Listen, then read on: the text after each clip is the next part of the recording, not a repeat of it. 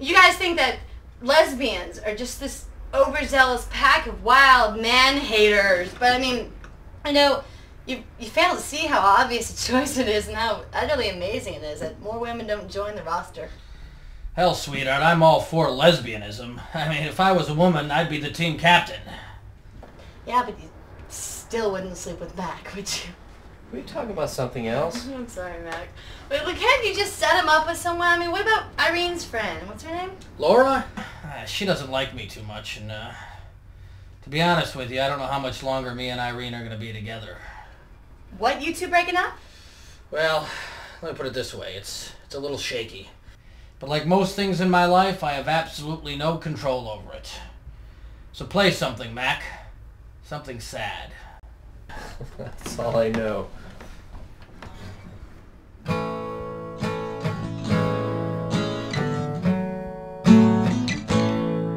It's a comedy, roughly based on events in my life and my brother's life. Basically kind of deals with that time in your life, which I guess some of us have experienced, where you feel like you're getting older, you're into your, at the time we were in our late 20s, still lacked direction, So it kind of deals with that whole time when you're trying to kind of figure out what you're doing with your life, and you realize you're getting older, and maybe it's time to start being responsible, but you're still kind of stuck back in, those partying ways from when you were younger. So it kind of deals with that, and a group of friends that deals with that sort of situation. Me and my brother had this conversation, like we're going to make our first movie. What should it be about, And we have no money to make it. We had, I think, $5,000 that we had saved, and we wanted to shoot it on film. We did it on 16 millimeter. We thought, well, how can we make this appealing with no money? And we decided to, sort of focus our plot and storyline and the entire screenplay towards the lowest common denominator in society, and create a really sort of a low-rent sex comedy. So, how is it I can help you, ma'am? I want to speak with the manager. I am the manager. You are just a boy. How did I get here? What happened to me? I used to have goals. I know I had plans other than this. What happened to them? How did I end up stuck in this rut? It just seems to be getting worse. I'm gonna move to Hawaii. What? We're going to throw him a little party this weekend. I need you to take over all operations till I beat this thing. I just don't understand where you could have been last night. Everybody quiet! I'm in a relationship that's hit a brick wall. I can't pay my bills. I hate my job.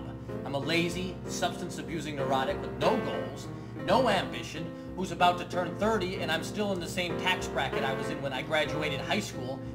By any chance, you have a condom I could borrow? Okay, I'm probably gonna get pretty drunk. So don't let me do anything stupid. One thing that sets me apart from all other men is my natural ability to read women. You want some? It helps me. I'm a little bit nervous. I go out with who I want, when I want. It's just that ultimately it doesn't matter what you do in your life. It just doesn't matter. Because one day you're going to be freestyle walking down the street in your bolo tie, listening to the latest Enya CD, and you're going to walk into a manhole and spend the rest of your life eating your dinner through a straw.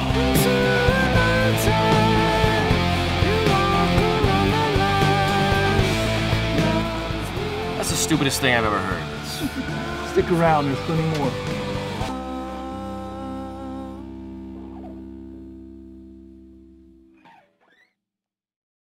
This thing has been so long in the making that that the thought of finishing it and actually starting to to show it is kind of seemed like something that was so far away for so long. Now that we're getting close to finishing, yes, I'm looking at like kind of some deadlines for film festivals, that sort of thing. Well, I think you always kind of have the loftier expectations, kind of in the back of your mind. But it was, it was something. It's something we've always been interested in. We wanted to kind of give it a try and see how it went. And the ultimate goal, obviously, is to, you know, to be doing this for a living, you know. But it's not the foremost thing on our mind, you know. Right now, it's just a matter of getting the thing finished, you know. The goal was to see if we could make a full-length feature film, and we've almost achieved that. I mean, we're very close.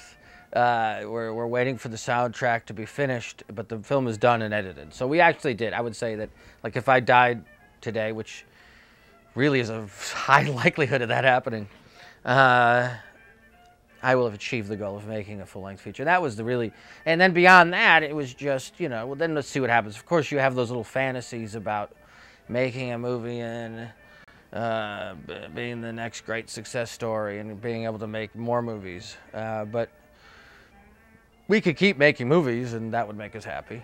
So that was it, really. Working 8 hours a day at the hardware store, and then having to film maybe 5-6 hours after that. I mean, you know, whatever that is, minus 24. That's like sleep and drinking. I mean, that's like what, maybe 2 hours sleep and 2 hours of drinking. It was tough, but you know, I'm a professional. No, I was hoping it'd be good and then I could live in his garage apartment after he made a lot of money. That was, no, we've got a deal. We've got a deal. When he gets famous, I get to live in the garage. I'm Cato. Cato Kalin. You know, pool, house, garage apartment, sink, toilet, same thing. Seriously, it's the same thing. It's a big thing when you have a lot of people that need to come together to work on one project, and getting everybody coordinated and really focused on doing a job together is kind of a tough thing. But we'd like to do another feature. I think we learned so much from this. We made, like I said, we made so many mistakes that I think we learned a lot of lessons, and the next time it'll go a little smoother, and I don't think it'll take quite as long to get it done. So.